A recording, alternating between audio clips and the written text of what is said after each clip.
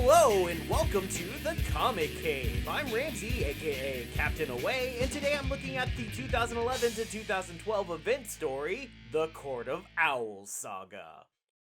When Scott Snyder took over writing DC's main Batman title during the New 52, he was still a relatively small comic creator. So he accepted the job with all the gravity working on such a high-profile comic would deserve, and that meant he had to come up with a way to write the comic that made it important to him, but also important to the character. In the introduction he wrote for DC's collection of this story, Snyder said he was inspired to create the Court of Owls while revisiting New York. He grew up in the city but had moved out of it, and being back and seeing how much the city had changed from the one he knew, or at least how Times Square had changed from being all those sex shops to being a tourist attraction for families, he realized the potential for cities to be something different than even the most familiar with the place can expect. And potentially that could even be true for Batman. There could be an enemy that was just as much a part of Gotham as he was, and yet somehow the two never crossed paths before, because they were a part of a city inside the city, one he never knew.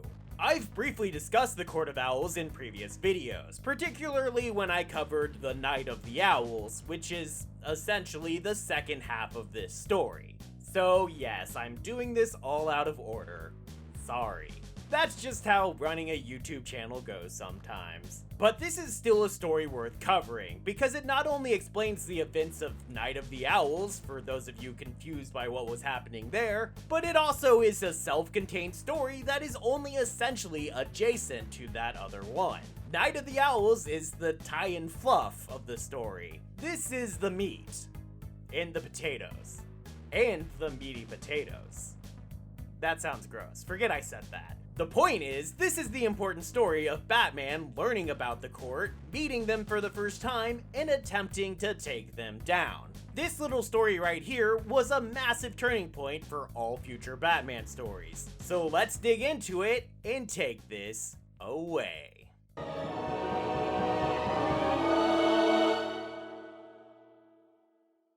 The comic opens on Bruce Wayne talking about the city. The city. The city? Anyway, about Gotham. See, timeline-wise, he's just returned from being dead. Or really trapped in the far distant past. Same thing.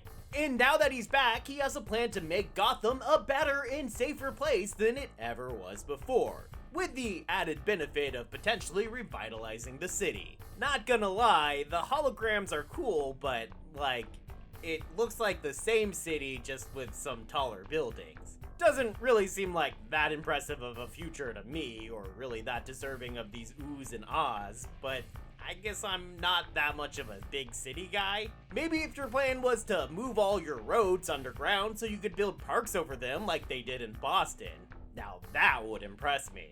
Actually, that would probably backfire horrendously in a place like Gotham, so never mind. To achieve his higher skyscraper plans, Bruce needs the help of the rest of the city, like from potential mayoral candidate Bruce Wayne. Oh, sorry, I mean mayoral candidate Lincoln March. They just look so damn alike. This being the first issue, that's actually kind of a problem. We're not yet familiar enough with the art to know if it's supposed to be significant that they look so much alike, or if that's just the way Greg Capullo draws all white men, or if it's just a coincidence altogether. But then, maybe there's some intention to that as well. If we can't be sure between these three options, then maybe we can't as easily predict where we're going with these characters. Lincoln wants a chance to speak to Bruce on a more one-to-one basis, so they set up a meeting for the next day at the top of Wayne Tower. But just as March starts warning Bruce about secret dangers in the city, they're suddenly attacked by a mysterious masked man. But Bruce wasn't exactly not expecting this, because the night before, as Batman, he and the GCPD had been investigating a murder of a John Doe, who had left a secret message from his teeth. That is to say, he had a fake tooth with an image of an owl on it. And that's not actually the secret message he left, but the tooth is important.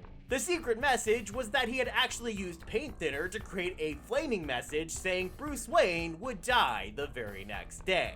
And that very next day is this day. as Bruce meets Lincoln in Wayne Tower, and they're both attacked by the mysterious assassin, with Lincoln getting stabbed in the gut and Bruce getting kicked out of a window. That's defenestration. Just because he can, the assassin then jumps after Bruce, but Bruce manages to grab onto a gargoyle so he can get a super cool Batman on a gargoyle pose. Like you do. While the killer falls and crashes into a car on the street far below. And then apparently, on the way to the morgue, it just kinda wakes up, kills the EMT, and vanishes. Spooky. The assassin claimed to work for something called the Court of Owls. That spells coup. Which is apparently some old nursery rhyme specific to Gotham City, about a mysterious Illuminati-esque organization that controls Gotham using an assassin called the Talon, which the vaguely owl-looking ninja guy was supposed to be. But despite the mounting evidence, Bruce doesn't believe in the Court of Owls because he's already looked into them before, including when he was still a child. After his parents were murdered, he became convinced that it had to be part of a larger conspiracy, as he attempted to make order of the insanity around him. I don't know if Snyder knew at the time that this is actually how people tend to fall into conspiracies, but it very much is, which is why so many people fell down conspiracy rabbit holes during COVID. So, kind of fascinating to be looking back on this now. Anyway, Bruce learned the valuable lesson of what believing in groundless conspiracies can do to a person, because child Bruce would become more and more convinced by the court's existence, until he zeroed in on a place called Harbor House that he was sure was their base. Only it turned out to just be a big, empty building that no masked villains were using. Despite that, he accidentally trapped himself inside and nearly died. Hey, that rhymed! But that doesn't stop Bruce from investigating just how the heck this Talon got past security to attack him at Wayne Tower. And that's maybe because the owls were already inside the building. Here Snyder references a real-life superstition about the 13th floor of buildings, where buildings just avoid having a 13th floor altogether. That's a real thing. I'm not as sure about the reality of his theory about having an empty space in place of the 13th floor, a little area intended to trap the bad luck between floors 12 and 14. I think most places just don't number things 13. But hey, this is Gotham, and in the missing 13th floor of Wayne Tower, Batman finds the Talon's nest. He then finds more buildings created with the Wayne Foundation Fund that are all also missing 13 floors that prove to actually have those floors in them. I love the way these shots are all framed, like how this one shows the view from behind a Talon suit looking out over the room, then switches to this shot replacing the Talon suit with Batman. Or how these owl eyes are just watching him as additional panels the whole time, giving just such a great sense of paranoia and being surveilled. It also just brings to mind the nursery rhyme that they created. Beware the Court of Owls that watches all the time. It's a great touch. I will say this though, these were supposed to be sort of like crawl spaces, barely big enough to fit a single person. But these are full-on floors of buildings. I mean, that's a lot of space. I'd live there. This makes Bruce realize that his great-grandfather Alan Wayne had been right. Alan Wayne, who had built Wayne Tower and started the aforementioned Architect Fund, in his old age had started babbling about owls roosting in his home, and one night was found wandering the streets before seeming to fall down an open manhole into the sewer system, where he would then die. At the time, his death had been labeled an accident, but with this new evidence, Bruce exhumes the body and studies it, discovering unusual rock deposits that don't match the Gotham sewer's construction.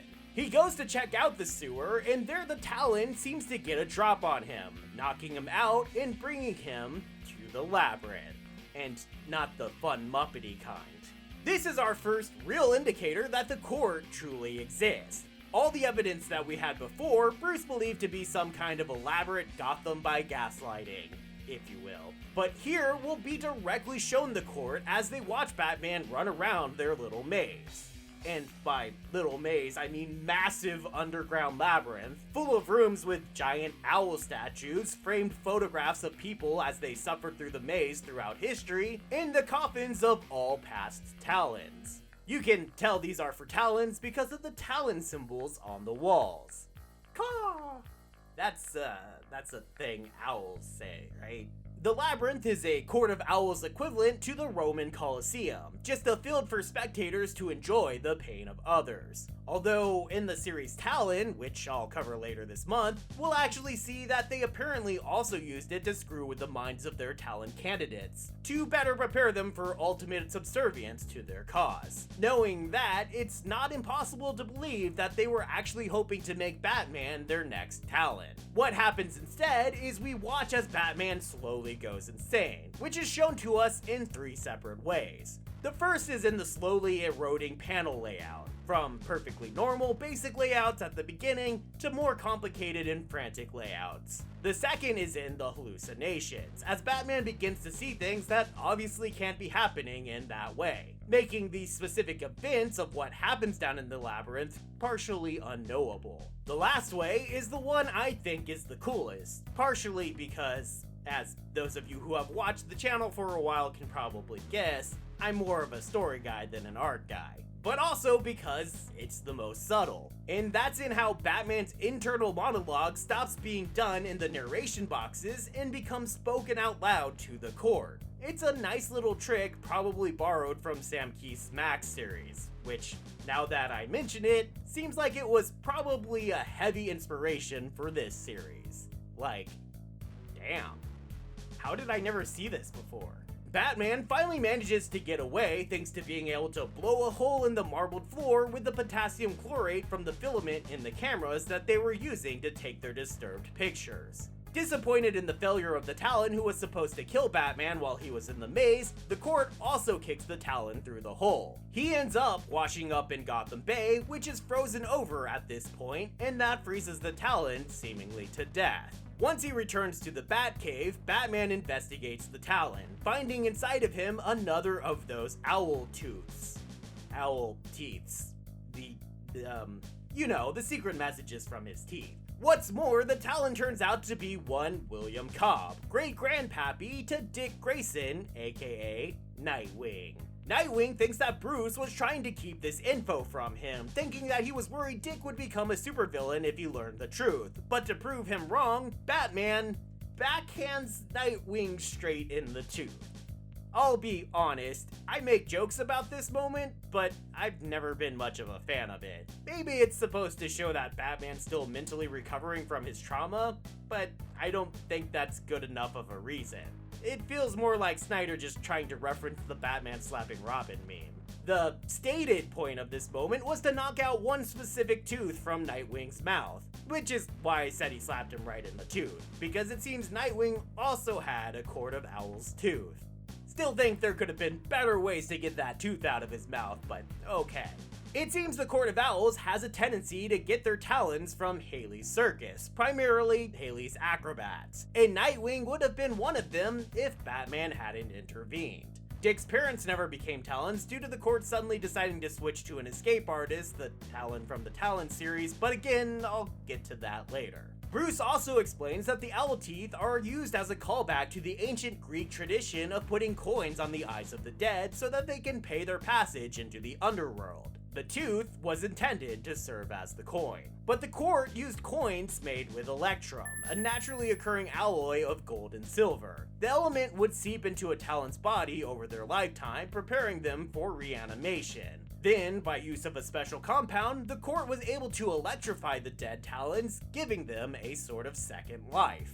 My guess would be that this was intended to reflect the tale of Frankenstein, with the electrum serving like electricity, even though the two have nothing in common despite their similar names. But this means that all of the court's Talons were prepared the same way, and so they decide it's time to reanimate all of the Talons at once, allowing them to launch an assault on Gotham City in an attempt to kill all the vital targets they deem a threat, like Bruce Wayne, but also Batman and his allies. This begins the Night of the Owls, a major Bat Family tie-in that I went into great detail on already in my video on that crossover, like I mentioned in the intro, so I'll skim over most of it here. What I will say is that it begins with an attack on Wayne Manor, with what seems to be dozens of Talons attacking there. In my other video, I vaguely criticized that this seemed to indicate that the court knew Bruce Wayne was Batman, even though dialogue seems to suggest they actually didn't know. I was actually hinting at information we'll learn later, but what I should point out, what is pretty easy to forget during Snyder's run on Batman, is that at the time, Batman Incorporated was a thing.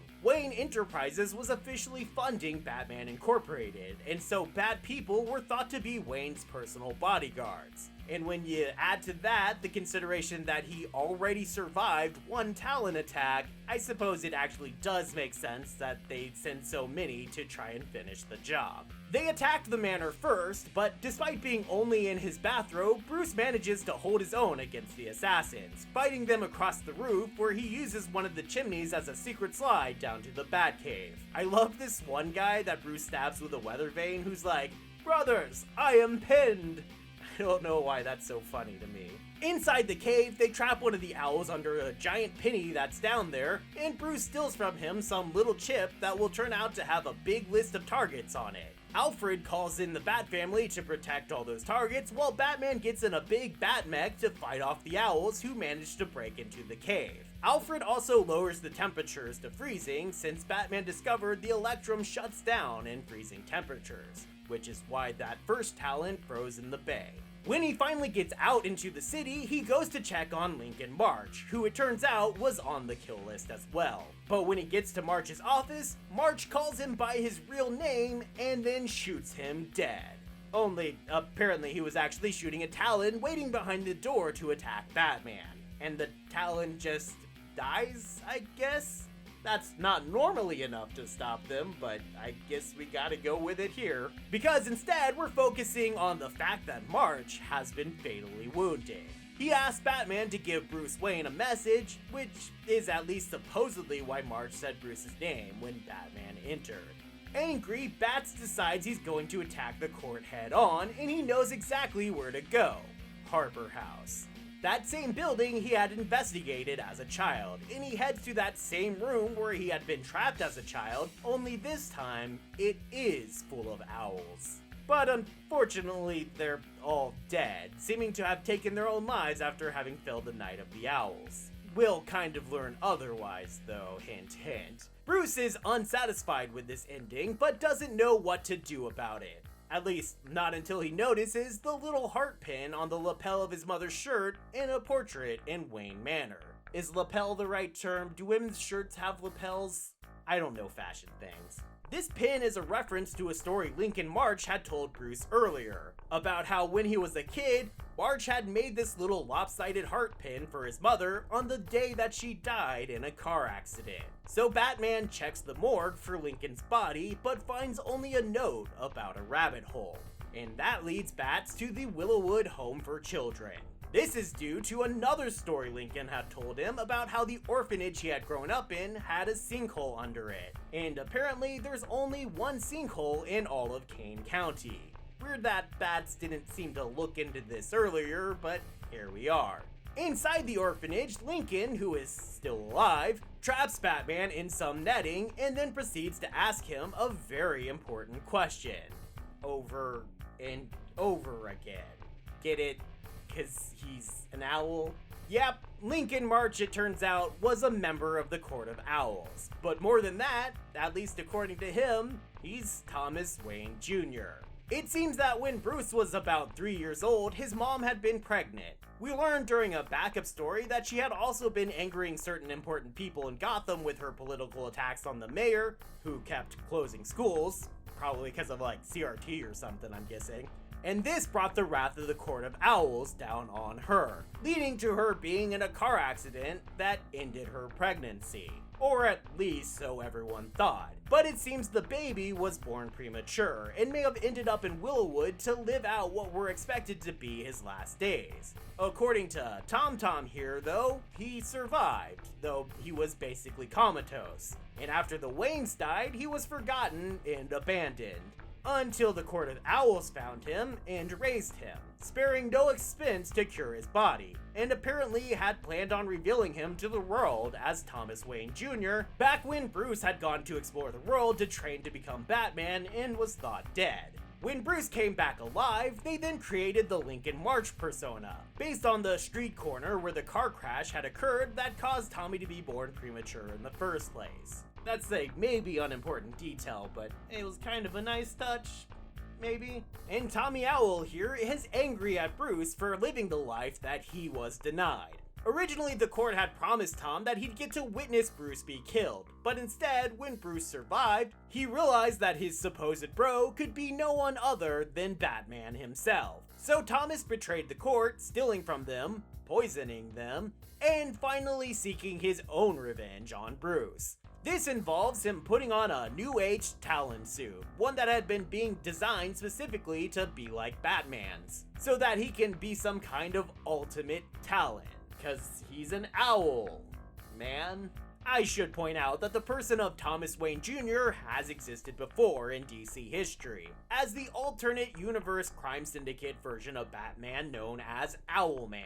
Bringing that character into existing canon in the main universe as the actual forgotten brother of Bruce Wayne, I think seems pretty cool. Even if they never specifically call him Owlman, and even if he basically disappears from the New 52 after this. Which happens when, during their fight, Owlie tries to kill them both by exploding the under construction New Wayne Tower while they're both inside of it. The New Wayne Tower was one of those buildings Bruce was trying to have built according to his plan for revitalizing Gotham. It's not really important, but you know, just saying. Bruce manages to escape the explosion though, and Thomas simply vanishes, his body not found inside the rubble. The court similarly vanishes, hiding away somewhere to lick their wounds. This leaves Bruce somewhat wondering if the things Thomas said were true, and also realizing he needs to rethink how he feels about Gotham City. Make it more of an us and less of a me.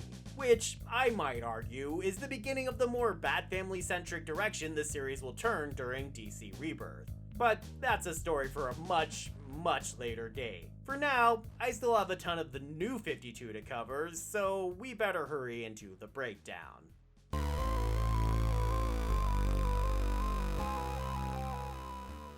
I'll be honest, I think this comic is great. I love all the little owl facts that Snyder clearly researched in creating this series, like that they don't build their own nest but instead steal the nest of other birds.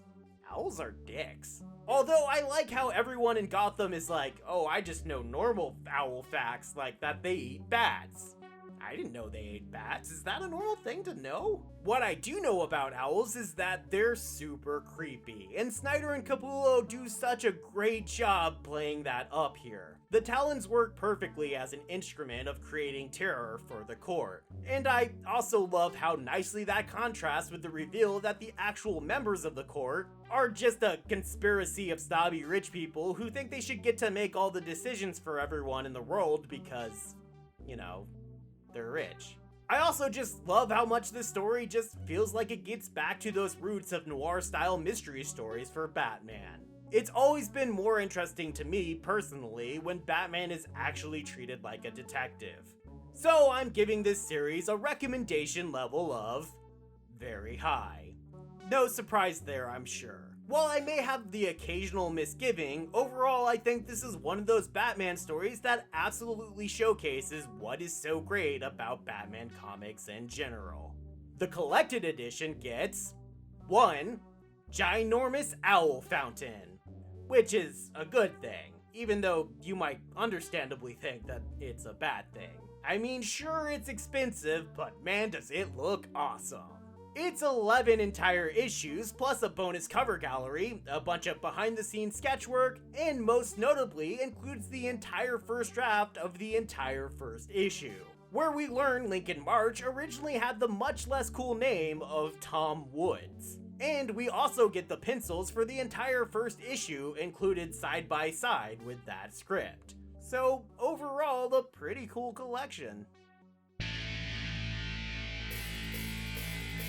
Thanks everybody for watching, and I hope you enjoyed this video. I wanted to get into a number of the Bat Family comics that I haven't covered yet, and in order to do so, it became increasingly clear that I needed to start here. So I'll be moving on to cover the rest of those comics that I had already planned to cover, which will include Birds of Prey, Talon, and all of the new 52 Batman comics. It's going to be a lot of stuff. So if you're excited about that, or you just enjoyed this video, or you're just an all-around super cool and very nice person, which I'm sure you are, then make sure to do all the likes and subscribes and comments and what have you so you can help out this channel, and you can also be sure to be here next time, and I hope to see you then, right here, in the Comic Cave. It's like a bat cave, but, you know, comic-ier.